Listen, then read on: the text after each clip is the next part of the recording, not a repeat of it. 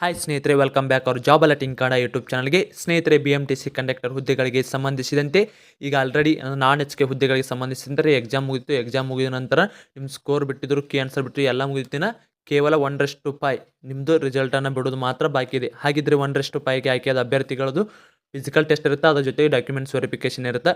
ಸ್ನೇಹಿತರೆ, ಆಗಿದ್ರೆ ಡಾಕ್ಯುಮೆಂಟ್ಸ್ ವೆರಿಫಿಕೇಷನ್ನಲ್ಲಿ ನಾವು ಫೇಲ್ ಆಗಬಾರ್ದಂದ್ರೆ ಏನೇನೆಲ್ಲ ಡಾಕ್ಯುಮೆಂಟ್ಸ್ ನಮ್ಮ ಹತ್ರ ಇರಬೇಕು, ಹಾಗೂ ಡಾಕ್ಯುಮೆಂಟ್ಸ್ಗಳಲ್ಲಿ ಯಾವ ರೀತಿ ಏನು ಪ್ರಾಬ್ಲಮ್ ಇದ್ದರೆ ನಿಮ್ಮನ್ನು ಡಾಕ್ಯುಮೆಂಟ್ಸ್ ವೆರಿಫಿಕೇಷನಲ್ಲಿ ಫೇಲ್ ಮಾಡ್ತಾರೆ ಎಂಬುದನ್ನು ಇವತ್ತಿನ ಸಂಪೂರ್ಣ ಮಾಹಿತಿ ತಿಳಿಸ್ಕೊಡ್ತೀನಿ. ವಿಡಿಯೋನ ಸ್ಕಿಪ್ ಮಾಡಿ ಕೊನೆಯವರೆಗೆ ನೋಡಿ. ನೀವೇನಾದರೂ ಮೊದಲ ಬಾರಿಗೆ ನಮ್ಮ ವಿಡಿಯೋ ನೋಡ್ತೀರಾ ತಪ್ಪದೆ ಒಂದು ಲೈಕ್ ಮಾಡಿ. ಇದೇ ರೀತಿ ಕಂಟಿನ್ಯೂಸ್ ಅಪ್ಡೇಟಾಗಿ ನಮ್ಮ ಚಾನಲ್ನ ಸಬ್ಸ್ಕ್ರೈಬ್ ಮಾಡಿಕೊಳ್ಳಿ. ಸ್ನೇಹಿತರೆ, ಬೇಕಾಗುವ ಡಾಕ್ಯುಮೆಂಟ್ಸ್ಗಳು ಏನೇನಪ್ಪ ಅಂದ್ರೆ, ಮೊದಲಿಗೆ ಬೇಕಾಗಿದ್ದು ಇಂಪಾರ್ಟೆಂಟ್ ಡಾಕ್ಯುಮೆಂಟ್ಸ್ ಯಾವುದಪ್ಪ ಅಂದ್ರೆ ಕಂಡಕ್ಟರ್ ಲೈಸೆನ್ಸ್. ಇದು ಆಲ್ಮೋಸ್ಟ್ ಎಲ್ಲರೂ ತೆಗ್ಸಿರ್ತೀರಿ, ಅದು ಎಲ್ಲರಿಗೂ ಗೊತ್ತಿರೋ ವಿಷಯ ಏನಾಗಿರ್ತದೆ. ತದನಂತರ SSLC ಮಾರ್ಕ್ಸ್ ಕಾರ್ಡ್ ಒರಿಜಿನಲ್ಲೇ ಇರ್ಬೇಕು ಸ್ನೇಹಿತರೆ. ಪ್ರತಿಯೊಬ್ಬರು ನೀವು ಡಾಕ್ಯುಮೆಂಟ್ಸ್ ವೆರಿಫಿಕೇಷನ್ಗೆ ಎಲ್ಲ ಏನೇನೆಲ್ಲ ಬೇಕು ಇವು ಪ್ರತಿಯೊಂದು ಕೂಡ ಒರಿಜಿನಲ್ಲೇ ಇರಬೇಕಾಗಿರ್ತದೆ. ಅದರಲ್ಲೂ ನಿಮ್ಮದು ಮೀಸಲಾತಿ ಏನಾರ ಕೋರಿದ್ರಂದ್ರೆ, ಮೀಸಲಾತಿಗೆ ಯಾವ ಕೆಟಗರಿಯಲ್ಲಿ ನೀವು ಆಯ್ಕೆ ಆಗಿರ್ತೀವಿ, ಯಾವ ಮೀಸಲಾತಿಯಲ್ಲಿ ಆಯ್ಕೆ ಆಗಿರ್ತೀರ ಅದು ಕೂಡ ಒರಿಜಿನಲ್ ಆಗೇ ಇರಬೇಕು. ಅದು ಭಾಳ ಇಂಪಾರ್ಟೆಂಟ್ ಕೂಡ ಆಗಿರ್ತದೆ. ಹಾಗಿದ್ರೆ ಮೊದಲಿಗೆ conductor licence, SSLC marks card, ತದನಂತರ ನಿಮ್ಮದು ಆಧಾರ್ ಕಾರ್ಡ್, ಹಾಗೆ ನೀವು ಅರ್ಜಿ ಸಲ್ಲಿಸುವಾಗ ಯಾವ ರೀತಿ ಏನೇನಾದ್ರು ಮೀಸಲಾತಿ ಹಾಕಿದ್ರಪ್ಪ ಅಂದ್ರೆ ಅದನ್ನು ಕೂಡ ತೆಗೆದುಕೊಂಡು ಹೋಗುತ್ತೆ. ಮೊದಲಿಗೆ ಜಾತಿ ಪ್ರಮಾಣ ಪತ್ರ ಸ್ನೇಹಿತರೆ. ಜಾತಿ ಪ್ರಮಾಣ ಪತ್ರ ಯಾವುದೇ ಕಾಸ್ಟ್ ಇರಲಿ, SC ಇರಲಿ, ST ಇರಲಿ, ಕ್ಯಾಟಗರಿ P1 ಇರಲಿ, 2A ಇರಲಿ, 2B ಇದೆ, 3B ಯಾವುದೇ ಇರಲಿ, ನೀವು ಯಾವ ಕ್ಯಾಟಗರಿಯವರೊಳಗೆ ಇರ್ತೀರ ಆ ಕ್ಯಾಟಗರಿಯವ್ರದ್ದು ಕಾಸ್ಟ್ ಇನ್ಕಮ್ ಬೇಕಾಗ್ತದೆ ಸ್ನೇಹಿತರೆ. ಅದಲ್ಲದೆ ನಿಮ್ಮದು ಕಾಸ್ಟ್ ಇನ್ಕಮು ನೀವು ಅಲ್ಲಿ ವೆರಿಫಿಕೇಷನ್ಗೆ ಹೋದಾಗ ನಿಮ್ದು ಅದು ಡೇಟ್ ಮುಗಿದಿರಬಾರ್ದು, ಇರಬೇಕಾಗ್ತದೆ. ಇಲ್ಲಿ ನೋಡ್ಕೋಬೋದು ನೀವು. ಅದ್ರ ಸಂಬಂಧ ಇದನ್ನು ತೋರ್ಸಾಕತ್ತೀನಿ ನಾನು. ಸ್ನೇಹಿತರೆ ನೋಡ್ಬೋದು, ಅಭ್ಯರ್ಥಿಗಳು ಪಡೆದಿರೋ ಜಾತಿ ಮತ್ತು ಆದಾಯ ಪ್ರಮಾಣ ಪತ್ರ ಅರ್ಜಿ ಸಲ್ಲಿಸಲು ನಿಗದಿಪಡಿಸಿದ ಕೊನೆಯ ದಿನಾಂಕದಂದು ಚಾಲ್ತಿಯಲ್ಲಿ ಇರಬೇಕಂತ ಹೇಳಿದಾರೆ. ಈಗ ಆಲ್ರೆಡಿ ಅರ್ಜಿ ಸಲ್ಲಿಸುವಾಗ ಚಾಲ್ತಿಯಲ್ಲಿತ್ತು, ಆದರೆ ಅದೇನಾರ ಮುಗಿದಿತ್ತಪ್ಪ ಅಂದ್ರೆ ಹೊಸದನ್ನು ತೆಗೆಸಿಕೊಂಡು ಹೋಗಿ ಹೊಸದ್ರ ಜೊತೆಗೆ ಹಳೆಯದು ಕೂಡ ನಿಮ್ಮ ಹತ್ರ ಇರಬೇಕಾಗ್ತದೆ. ಸಾಕಷ್ಟು ಅಭ್ಯರ್ಥಿಗಳಿಗೆ ಮಾಡಿ ಇದನ್ನು ಕ್ವಶನ್ ಕೇಳಿದಾರೆ, ಅದನ್ನು ಕಮೆಂಟ್ ಮೂಲಕ ಇದನ್ನು ಹೇಳಿದ್ರೆ ಅದನ್ನೇ ತಿಳಿಸ್ಕೊಡಕತ್ತೀನಿ ಅದಕ್ಕೆ. ಅದಾದ ನಂತರ ನಿಮ್ಮದು ಗ್ರಾಮೀಣ ಅಭ್ಯರ್ಥಿಗಳಿದ್ರೆ ಗ್ರಾಮೀಣ ಅಭ್ಯರ್ಥಿಗಳು, ಹಾಗೂ ಕನ್ನಡ ಮಾಧ್ಯಮ ಆದರೆ ಕನ್ನಡ ಮಾಧ್ಯಮ ಕೂಡ ಇರಬೇಕಾಗ್ತದೆ. ಸ್ನೇಹಿತರೆ, ಕನ್ನಡ ಮಾಧ್ಯಮ ಮತ್ತು ಗ್ರಾಮೀಣ ಅಭ್ಯರ್ಥಿಗಳು ಮತ್ತು PDP ಇವನ್ನೆಲ್ಲ ಒಮ್ಮೆ ತೆಗೆಸಿದ್ರೆ ಶಾಶ್ವತವಾಗಿ ಇರ್ತಾವೆ. ಇವನ್ನೇನು ಪುನಃ ತೆಗೆಸ್ಬೇಕಂತ ಅವಶ್ಯಕತೆ ಇರಲ್ಲ. ನಿಮ್ಗೆ ಹತ್ತಿರ ಏನಾದರೂ ಕಳೆದು ಹೋಗಿತ್ತಂದ್ರಪ್ಪ, ನಿಮ್ಮದು ಡಾಕ್ಯುಮೆಂಟ್ಸ್ ಯಾವ್ದಾರು ಗ್ರಾಮೀಣ ಅಭ್ಯರ್ಥಿದು ಏನಾರ ಡಾಕ್ಯುಮೆಂಟ್ಸ್ ಕಳೀತಂದ್ವ,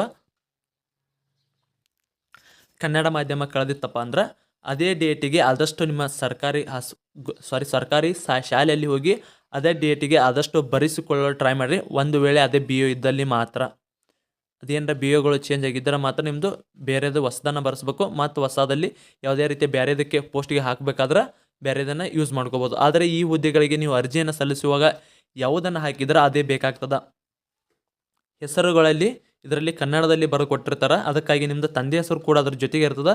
ಅದಕ್ಕಾಗಿ ಯಾವುದೇ ರೀತಿಯ ಪ್ರಾಬ್ಲಮ್ ಕೂಡ ಆಗಲ್ಲ. ಸಾಕಷ್ಟು ಅಭ್ಯರ್ಥಿಗಳು ಅದನ್ನು ಕೇಳ್ತಾರೆ, ನಮ್ಮದು ಗ್ರಾಮೀಣ ಮತ್ತು ಕನ್ನಡ ಮಾಧ್ಯಮದಲ್ಲಿ ನಮ್ಮ ತಂದೆ ಹೆಸರು ಕೂಡ ಮಧ್ಯದಲ್ಲಿ ಇದೆ ಅಂತೇಳಿ ಕೇಳ್ತಾರೆ. ಒಬ್ಬೊಬ್ರದ್ದು ಇರಲ್ಲ, ಒಬ್ಬೊಬ್ರದ್ದು ಇರುತ್ತೆ. ಅದಕ್ಕಾಗಿ ಅದನ್ನು ಕೇಳಿದ್ರು.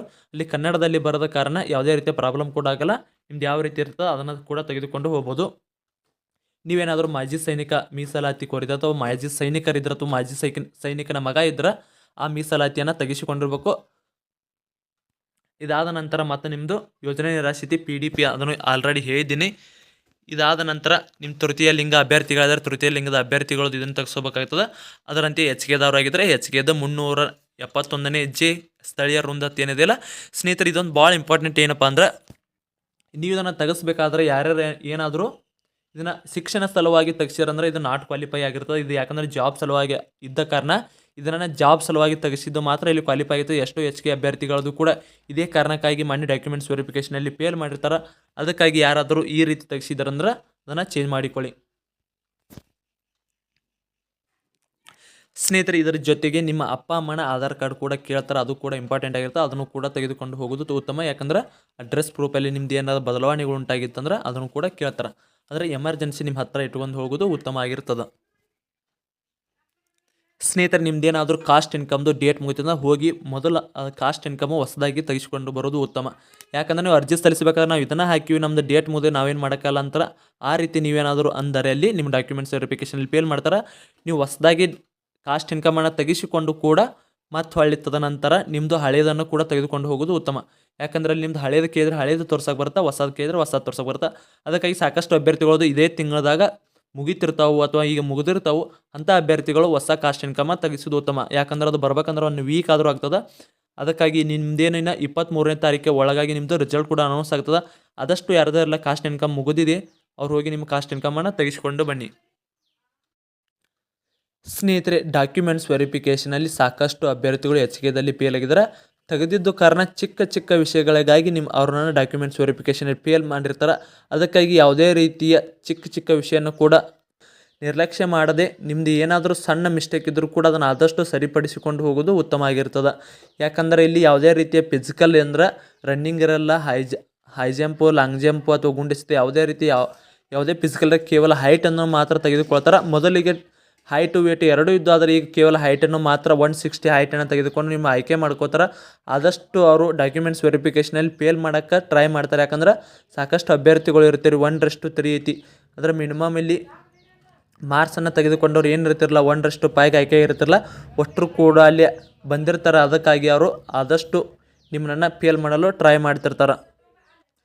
ಸ್ನೇಹಿತರೆ, ನಾವೀಗ ಹೇಳಿರುವ ಡಾಕ್ಯುಮೆಂಟ್ಸ್ ನಿಮ್ಮ ಹತ್ರ ಏನಾದರೂ ಇಲ್ಲದೇ ಇದ್ದರೆ ಒಬ್ಬರು ಕೂಡ ತಪ್ಪದೇ ತೆಗೆಸಿಕೊಂಡು ಬನ್ನಿ. ಸ್ನೇಹಿತರೆ, ಇದನ್ನು ಹೊರತುಪಡಿಸಿ ಇನ್ನೇನಾದರೂ ಇದ್ದರೆ ಮತ್ತೆ ನಮ್ಮ ಟೆಲಿಗ್ರಾಮ್ ಗ್ರೂಪಲ್ಲಿ ನಾವು ಹಾಕಿರ್ತೀವಿ. ಈಗ ಅಭ್ಯರ್ಥಿಗಳು ಹೆಚ್ಚಿಗೆ ಅಭ್ಯರ್ಥಿಗಳು ಅಟೆಂಡ್ ಆದನ್ನು ಡಾಕ್ಯುಮೆಂಟ್ಸ್ ವೆರಿಫಿಕೇಷನ್ ಯಾರೆಲ್ಲ ಅಟೆಂಡ್ ಆಗಿದ್ದರು ಇದೇ ರೀತಿ ಹೇಳಿದರು, ಅದಕ್ಕಾಗಿ ಈ ಡಾಕ್ಯುಮೆಂಟ್ಸನ್ನು ನಿಮಗೆ ಹೇಳಿದ್ದೀವಿ.